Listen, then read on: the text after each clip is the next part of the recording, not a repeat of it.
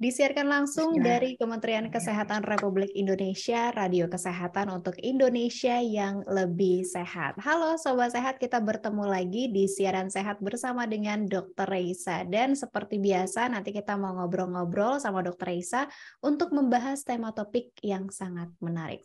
Sobat Sehat, pemerintah saat ini telah mengeluarkan kebijakan baru di mana diperbolehkannya booster kedua untuk para lansia. Upaya ini dilakukan untuk bisa melindungi para lansia dari perburukan jika terkena COVID-19. Dan selama 30 menit ke depan, kita akan membahas pertanyaan-pertanyaan yang telah masuk lewat media sosial kami ya, terkait booster kedua lansia dan tentunya akan kita kupas. Ini dalam topik episode kali ini, tanya jawab seputar vaksinasi booster kedua lansia, dan telah hadir melalui Zoom the one and only tentunya ya narasumber kita, Dr. Esa Broto Asmoro selaku juru bicara pemerintah dan Duta Adaptasi Kebiasaan Baru. Halo, selamat sore Dokter. Halo, selamat sore Mbak Andini, Sobat Sehat semuanya, para pendengar RRI Pro 3, healthier semuanya. Semoga dalam kondisi yang sehat ya. Amin, amin Dokter Esa juga ya, dan Amin. pastinya Sobat Sehat Talk Show sore ini juga dapat kamu simak lewat IGTV di @radiokesehatan, IGTV @kemenkes_RI, serta disiarkan juga di RRI Pro 3, rri.co.id, dan juga live Instagramnya @RRI Programa 3, maupun YouTube RRI Net Official dan RRI Net. Yang ingin berpartisipasi juga silahkan kirimkan pertanyaan kamu di nomor WhatsApp kami 0811-874-1919 atau mention langsung di Twitter Instagram kami @radiokesehatan. Dokter Esa, kita langsung ke pertanyaan-pertanyaan yang pertama. Ini saya akan bacakan Boleh. dari @su.trisno. Pertanyaannya nih dokter, saya sudah booster pertama di tanggal 8 Maret 2022. Mohon info lebih lanjutnya dok. Ini mungkin info terkait syarat booster kedua lansia tampaknya seperti apa, Dokter Reisa? Oke. Jadi semuanya, tadi Sutrisno ya, kemudian Sobat Sehat, para pendengar RRI Pro 3, saya harus menginformasikan terlebih dahulu ya terkait si vaksinasi booster kedua untuk lansia ini. Jadi memang berdasarkan surat edaran dari Kemenkes terkait vaksinasi COVID-19 booster kedua di kelompok lanjut usia per November 2022 ini diperuntukkan ya untuk lanjut usia, yakni usianya 60 tahun ke atas. Dan booster kedua ini memang diberikan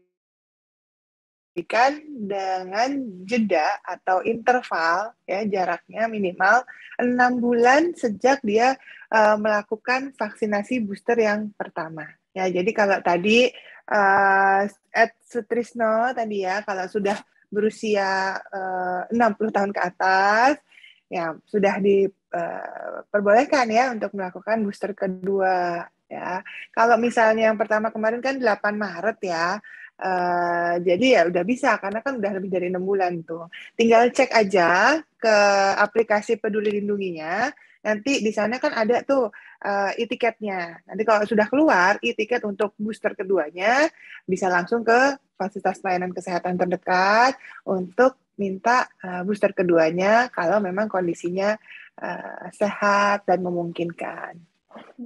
Oke, baik. Semoga bisa terjawab ya, Sobat Sehat. Dan ini mungkin saya juga mau ngingetin buat teman-teman yang punya orang tua, punya kerabat lansia, ini yang mungkin juga kurang terinformasi seputaran vaksin booster kedua ini. Kita yang muda-muda nih bisa memberikan informasi lebih lanjut. Kalau bisa sih dianterin sekalian ya, Dokter Raisa, ke tempat vaksinasinya.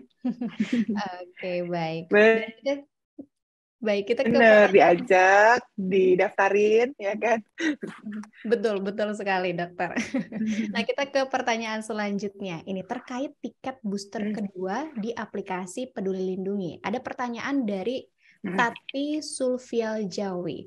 Caranya tahu sudah boleh atau Oke. belum untuk booster kedua, dan supaya bisa dapat tiket booster kedua ini kayak gimana? Juga ada pertanyaan lainnya dari Hardi Hiroshi yang tanya, tiketnya dikirim melalui aplikasi Peduli Lindungi kah, Dokter Raisa? Silakan. Oke, ini berarti tadi menjelaskan ya pertanyaan sebelumnya gitu ya, yang tadi saya sudah sempat bilang juga ada e-tiketnya. Jadi Bu Tati, Pak Hardi, kalau memang sudah memenuhi syarat untuk booster kedua, atau mungkin bagi yang belum nih melanjutkan booster pertama, kan kalau booster pertama ini 18 tahun ke atas sudah bisa ya, sedangkan booster kedua ini hanya untuk lansia dulu nih sekarang. Nah, ini bisa segera buka aplikasi Peduli Lindungi. Nah, di dalam aplikasi tersebut ada menunya ya, menu pilihannya itu ada yang vaksin dan imunisasi. Nah, itu diklik di situ. Habis itu ada 3 pilihan, dan di antara 3 pilihan itu salah satunya tulisannya vaksin COVID-19. Nah, pilih yang di situ. Nanti keluar lagi ada tulisannya tiket vaksin. Nah, ini maksudnya kalau di dalam menu tiket vaksin ini sudah ada nih, kan ada yang tiket untuk vaksin pertama, vaksin kedua, kemudian booster gitu ya. Nah, kalau sudah muncul, nah itu yang disebut dengan e-tiket untuk vaksin booster yang kedua. Nah, itu segera bisa datang ke fasilitas kesehatan terdekat. Karena sekarang kan lebih banyak tersedianya ini di rumah sakit ya, di puskesmas yang menyediakan gitu ya, klinik-klinik imunisasi itu juga ada. Mungkin sentranya nggak sebanyak sebelumnya ya, sentra-sentra yang misalnya di fasilitas umum gitu ya, tapi tetap pasti akan tersedia di fasilitas kesehatan terdekat. Jadi ya udah, begitu keluar tadi di aplikasi tersebut e-tiketnya, biasanya ini keluar untuk yang booster kedua ya, itu otomatis sih begitu udah terdaftar usianya 60 tahun ke atas, terus emang udah jaraknya dari booster pertama yang didaftarkan di aplikasi tersebut itu 6 bulan, biasanya udah langsung keluar kok. Oh, oke, baik-baik. Semoga bisa terjawab ya, Sobat Sehat. Mungkin bisa terus dicek aplikasinya untuk mendapatkan informasi lebih lanjut terkait tiket vaksinasi ini. Kita ke pertanyaan selanjutnya, Dokter Raisa. Dari Silakan. @imut75. Aduh, namanya Imut, apa memang orangnya Imut ya? Pertanyaannya, ibu saya, Dokter Raisa, usia 86 tahun. Sudah pernah vaksin kedua, tapi saat ini beliaunya mengalami sakit jantung. Apakah tetap bisa mendapatkan booster pertama jika sudah mengalami sakit jantung ini? Silakan Dokter Raisa, mungkin tanggapannya terkait dari vaksinasi booster untuk lansia dengan komorbid atau penyakit penyerta ini seperti apa? Oke, terima kasih pertanyaannya untuk @imut75 tadi ya. Ini pertanyaan yang sebenarnya banyak banget yang nanya ya, gimana nih kalau si lansia tersebut ternyata menderita penyakit penyerta atau yang kita sebut sebagai komorbid. Jadi penyakit komorbid ini sendiri paling banyak adalah penyakit jantung, penyakit stroke, penyakit diabetes mellitus gitu ya. Nah, baiknya memang ketika hendak dilakukan vaksinasi, apapun vaksinasinya, kita kan dalam kondisi yang sehat, ya, begitu pula dengan lansia. Jadi, pastikan dulu bahwa kondisi kesehatannya memang bisa untuk menerima vaksin booster. Gimana caranya? Bisa ke dokternya yang memeriksakan, dokter pribadinya. Pasti ada ya penyakit dalamnya, atau dokter jantungnya, atau penyakit lainnya gitu ya, yang merawat orang tua tersebut. Kemudian kalau misalnya komorbidnya itu dalam kondisi yang terkontrol dan juga tidak sedang kambuh gitu ya, itu biasanya kita sebutnya sebagai kondisi penyakit penyerta yang terkendali. Nah, kalau seperti itu, dokternya pasti akan memberikan rekomendasi, ya boleh kok dilakukan vaksinasi. Nah, supaya tetap aman gitu ya dan nyaman ketika melakukan vaksinasi, kita minta aja ke dokternya surat keterangan bahwa memang pasien ini tuh menderita penyakit ini gitu ya, tetapi sudah bisa kok menerima booster. Jadi ya udah, sebelum mendaftarkan ke vaksinasi, kalau e-tiketnya udah keluar, bisa konsul dulu ke dokter pribadinya, minta surat keterangan, terus udah deh kita itu tadi ya daftarin, kita ajak, kita anterin, kita temenin agar lansianya mendapatkan vaksinasi boosternya. Mungkin tadi baru lengkap ya, belum vaksinasi booster pertama ya lansianya ya. Sebaiknya segera dilengkapi, apalagi sekarang mengingat bahwa sudah punya komorbid ya. Artinya program booster ini memang sudah harus diberikan karena kan benar-benar memang diperuntukkan bagi orang-orang lansia terutama yang memiliki komorbid agar lebih terlindungi. Karena dengan booster maka resiko perburukan, resiko fatalitasnya itu akan menurun. Ya, jadi ya tentu kalau buat yang belum booster pertama segera lengkapi, nanti 6 bulan kemudian booster kedua gitu. Oke, baik. Semoga bisa terjawab ya Sobat Sehat, dan ini memang penting sekali apalagi nanti ketika di screening gitu ya, kalau memang kamu punya misal alergi obat-obatan tertentu, terus juga tadi ada komorbid sudah dijelaskan juga dampaknya kalau kita itu tidak mengontrol terlebih dahulu si penyakit penyerta yang kita miliki. Jadi dalam keadaan terkontrol, sehat, dapat vaksin, pastinya bakal terlindungi Sobat Sehat ya dari yang namanya si COVID-19 ini. Dan kita punya pertanyaan lainnya, Benar. Dokter Reisa, di saat pemerintah sudah memperbolehkan Ya. vaksinasi booster kedua ini ya untuk lansia, ada yang tanya terkait booster pertama nih dari @Dinda Yahwu yang bertanya booster pertama belum nih dok, apakah masih bisa? Terus pertanyaan lainnya yang serupa ditanyakan @Endah Wahyuningsih. Terkait masih ada tidak dok untuk booster pertama untuk saat ini? Nah ini seperti apa Dokter Isa? Oke, aduh ini memang kita ketahui jumlahnya juga cakupan booster pertama nasional kan memang masih cukup rendah ya, sekitar 28,77% gitu ya. Padahal kita tahu vaksinasi lengkapnya itu sudah mencapai lebih dari 86%. Artinya ketinggalannya booster pertama ini harus benar-benar dikejar, apalagi kalau WHO sudah menyarankan sejak beberapa bulan yang lalu gitu ya, kalau sebaiknya ya harus 50% sebenarnya yang sudah harus booster. Jadi buat yang belum booster pertama juga tentunya harus segera dilakukan ya, karena juga yang paling penting prinsipnya dari vaksinasi adalah pemerataan. Ya, makin banyak orang yang terlindungi itu akan memberikan perlindungan secara komunitas. Ya, jadi ikut melindungi orang-orang yang belum mendapatkan akses vaksin, orang-orang yang belum bisa divaksinasi booster gitu ya. Jadi kita penting sekali untuk beriringan. Buat yang belum vaksinasi booster pertama tetap harus dikejar dulu ya, segera booster pertama. Yang sudah waktunya booster kedua segeralah.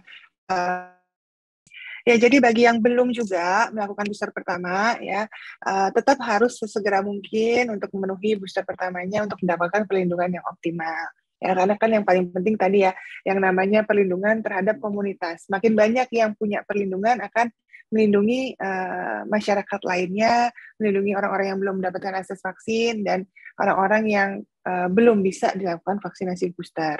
Jadi untuk tadi Bu Dinda ya sama Bu Endah tadi ya, segera buka aja aplikasi Pedulindungnya, kan pasti sudah keluar nih tiket pertamanya untuk booster pertamanya nih. Nah, bisa segera langsung ke fasilitas kesehatan terdekat untuk melakukan booster. Nanti akan disesuaikan menggunakan vaksin apa ya, karena vaksin lengkap pertamanya nanti akan disesuaikan untuk boosternya bisa menggunakan vaksinnya apa yang tersedia gitu. Oke, baik. Semoga bisa terjawab ya, Sobat Sehat. Lebih baik kita terlambat daripada nggak dapat vaksin sama sekali ya.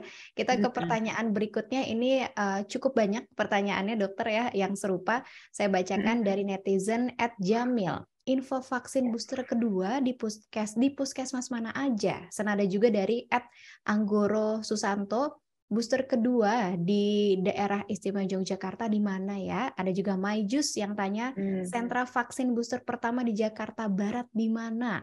Ada juga @novania, @rizka Kila yang bertanya seputaran vaksin booster kedua tempatnya di mana aja. Nah, ini gimana Dokter Reisa jika kita mau tahu di mana lokasi sentra vaksinasi terdekat? Dokter Reisa silakan. Ternyata banyak yang masih bingung ya kalau mau vaksin sebenarnya kemana. Mungkin karena dulu ikut penyelenggaraan massal misalnya di pusat perbelanjaan atau di pasar gitu ya. Jadi sekarang bingung nih harus gimana. Nah, Sobat Sehat, para pendengar semua terkait pertanyaan-pertanyaan tadi yang diajukan, sebenarnya pengen nih ya untuk melakukan booster tapi nggak tahu tempatnya kemana gitu ya, sentra vaksinasinya di mana. Nah, maka sebenarnya para pendengar semua ini bisa bertanya ke fasilitas pelayanan kesehatan terdekat yang ada memang di sekitar kita. baik itu rumah sakit, yaitu rumah sakit pemerintah ataupun ke puskesmas. Nah, di sana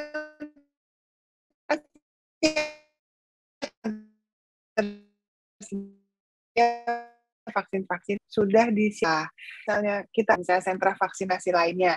Nah, kita bisa juga ngecek dari sosial media ataupun kontak center dari Dinas Kesehatan di masing-masing tempat kita tinggal. Misalnya tadi ada yang di Jogja gitu ya, bisa segera dicek gitu. Kalau misalnya penasaran juga, sebenarnya di aplikasi Peduli Lindungi pun sudah terdapat loh lokasi vaksinasi. Nah, itu bisa dicek aja, tinggal masukin kota, bahkan sampai kabupaten gitu ada di situ. Nanti bisa langsung kelihatan, oh di sekitar kita tuh yang tersedia vaksinnya apa. Bahkan ada beberapa yang update untuk jenis vaksin yang tersedia di sana gitu. Jadi segera buka-buka nih. Jadi kalau Peduli Lindungi jangan cuma buat scan doang ya. Ternyata di situ banyak loh macam-macam sekali fitur-fiturnya yang memudahkan kita untuk tahu di mana sih lokasi vaksinnya. Nah, banyak sekarang yang menyediakan pendaftaran secara online. Jadi kalau menemukan itu kan akan lebih memudahkan kita, apalagi untuk lansia gitu ya. Jadi kita bisa daftar dulu, terus bisa langsung datang tanpa harus menunggu terlalu lama, ya. Dan sudah mempersiapkan diri dulu gitu ya. Kalau sudah waktunya vaksin di tanggal sekian. Oke, baik, Semoga baik. terjawab. Semoga bisa terjawab ya, ketahuan nih kayaknya yang cuman pakai aplikasi buat scan-scan aja nih. Oke, baik. Kita ke pertanyaan selanjutnya, ini dari Ririandri. Apakah pengantar lansia bisa ikut booster juga? Ini mungkin maksudnya untuk booster pertama atau kedua ya, tidak disebutkan. Kemudian juga ada pertanyaan dari Hangout with Anton. Yang bukan lansia, kapan nih Dokter Raisa? Nah, silakan dokter. Oke, wah ini saya jawab pertanyaan dari Anton dulu ya. Kalau memang saat ini kebijakan untuk booster kedua ya atau suntikan keempat, ini memang dilakukan secara bertahap. Ya seperti sebelum-sebelumnya sebenarnya ya. Pemerintah kan selalu menyediakan dulu pertama untuk tenaga kesehatan ya. Jadi dari yang paling rentan dulu. Kemudian saat ini dilanjutkan dengan programnya untuk lansia 60 tahun ke atas. Ya, tentunya kita ikutin aja, karena ini kan berdasarkan skala prioritas, dan sampai sejauh ini untuk usia di luar itu belum tersedia. Ya. Saya sih berdoanya kita nggak perlu lagi ya, karena virusnya udah hilang dari muka bumi. Saya sih pengen gitu ya. Tapi ya kita lihat aja nanti ke depannya seperti apa. Nah, bagi yang tadi pertanyaan pertama untuk pengantar, kalau memang sudah 18 tahun ke atas ya dan memenuhi syarat, tiketnya sudah ada juga, ya bisa juga untuk booster pertama gitu ya. Tapi kalau usianya masih 18 tahun ke atas, tapi maksudnya pengennya booster kedua juga, ya belum bisa. Ditunggu saja nanti ya. Tentunya kita dahulukan para nakes ya, tenaga kesehatannya, dan usia 60 tahun ke atas yang sudah mendapatkan SK dari Kementerian Kesehatan yang sudah diperbolehkan. Jadi stay tune terus untuk update ya. Pastikan untuk menerima berita hanya di kanal-kanal resmi dari pemerintah ya. Jadi buka aja nih Kemenkes sosial medianya, nanti pasti akan ada update-nya juga, dan juga pasti akan ada pengumuman lebih lanjut dari pemerintah. Oke, baik. Semoga bisa terjawab Sobat Sehat, dan ini pertanyaan terakhir dari netizen nih Dokter Raisa dari @anikena70. Kalau baru positif COVID-19, jarak booster kedua ini berapa lama ya dok? Ini berarti terkait booster untuk penyintas COVID-19. Silakan Dokter Raisa. Oke. Sebelumnya semoga sehat dulu ya bagi yang saat ini mungkin sedang sakit atau terinfeksi COVID-19, atau mungkin keluarganya gitu ya. Insya Allah lebih cepat pulihnya dan lebih kuat dari sebelumnya gitu ya. Nah, berdasarkan SE Kemenkes ya, nomor HK.01/1/2524/2021 tentang vaksinasi COVID-19 bagi penyintas. Nah, jadi sampai sekarang masih berlaku ya, bahwa penyintas dengan keparahan atau gejalanya itu ya ringan sampai sedang, maka jarak untuk diberikan vaksinasinya itu minimal 1 bulan setelah dia dinyatakan sembuh. Jadi bukan dari setelah dia pertama kali terinfeksi 1 bulannya ya. Jadi begitu dinyatakan sembuh, sebulan udah boleh vaksin kok ya. Tapi kalau misalnya dia sempat mengalami gejala yang berat, sebaiknya vaksinasinya diberikan interval minimal 3 bulan setelah dia dinyatakan sembuh. Ya tentunya untuk menghindari adanya keluhan-keluhan yang terkait dengan long COVID ya, karena resiko long COVID pada penderita gejala berat itu kan lebih tinggi ya. Tapi sebaiknya pastikan dulu juga ke dokter yang memeriksa, dikonsultasikan, terutama bagi lansia itu tadi ya, untuk dipastikan dia benar-benar sudah sembuh, tidak ada penyakit penyerta yang menghambat, gitu kan. Jadi untuk memastikan, oh ya benar nih udah benar-benar sehat dan siap nih untuk menerima boosternya. Oke, baik. Semoga bisa terjawab ya, Sobat Sehat. Dan Dokter Raisa, tidak terasa Ya. itu tadi pertanyaan terakhir yang dapat saya bacakan di kesempatan sore hari ini. Dan semoga bisa mewakili ya, ini pertanyaan-pertanyaan dari para pendengar semuanya. Terima kasih, namun mohon maaf sekali lagi tidak bisa saya bacakan semua. Dokter Raisa, sebelum kita tutup perbincangan kita, saya persilahkan dulu nih Dokter Raisa untuk menyampaikan closing statement pesan sehat kepada pendengar semua. Silakan, Dok. Oke, terima kasih Mbak Andini. Jadi Sobat Sehat, Healthiers, para pendengar RRI dimanapun berada, memang cakupan vaksinasi booster ya itu per 11 Desember 2022 itu baru mencapai sekitar 28,77%. Nah ini yang harus kita kejar ya. Kita harus memastikan bahwa cakupan vaksinasi ketiga atau booster pertama ini bisa secara nasional kita segera lengkapi ya. Tentunya vaksinasi booster ini kan sudah terbukti benar-benar bisa melindungi kita dari resiko perburukan, karena memang yang namanya COVID ini saat ini pun masih ada di sekitar kita ya. Jadi dengan upaya kita berikhtiar melakukan prokes, gaya hidup bersih dan sehat, makan makanan bergizi, termasuk juga dengan melakukan booster. Ini akan sangat membantu kita tetap terlindungi meskipun virusnya masih ada di sekitar kita. Nah, apalagi kita kan sebentar lagi nih sudah mulai masuk ke musim liburan akhir tahun ya. Nah, tentunya di mana pergerakan masyarakat sudah sangat luar biasa, aktivitas masyarakat di luar rumah juga sudah seperti dulu lagi gitu ya. Jadi ada baiknya kita mengingat lagi untuk segera booster untuk melindungi kita memiliki imunitas yang tinggi lagi, gitu, supaya kita tetap bisa kembali aktif dan produktif seperti sekarang ini. Ingat bahwa butuh waktu loh sekitar 2 minggu untuk pembentukan antibodi di dalam tubuh. Jadi sebelum kita benar-benar liburan nanti sebaiknya kita persiapkan diri kita dulu dengan antibodi yang sudah optimal melalui vaksinasi booster. Oke, baik. Sekali lagi terima kasih banyak untuk Dr. Raisa dan Sobat Sehat. Demikian tadi kita simak bersama Q&A, tanya jawab seputaran vaksinasi booster kedua lansia.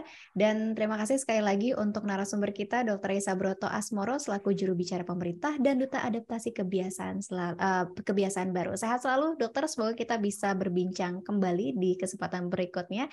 Dan untuk informasi kesehatan, Sobat Sehat dapat kita akses di kemkes.go.id maupun di sosial media Twitter @kemenkesri, halo Kemkes 1500567, serta tentunya di radio kesehatan.kemkes.go.id. Terima kasih untuk Sobat Sehat yang telah bergabung, baik melalui radio kesehatan maupun melalui sosial media IGTV @kemenkes_RI dan IGTV @radio kesehatan. Terima kasih untuk pendengar yang sudah mendengarkan juga lewat RRI Pro 3, rri.co.id, IGTV @RRI Programa 3, maupun YouTube RRI Net Official dan RRI Net. Segera lengkapi diri kita dan keluarga dengan vaksinasi booster dan terus terapkan protokol kesehatan.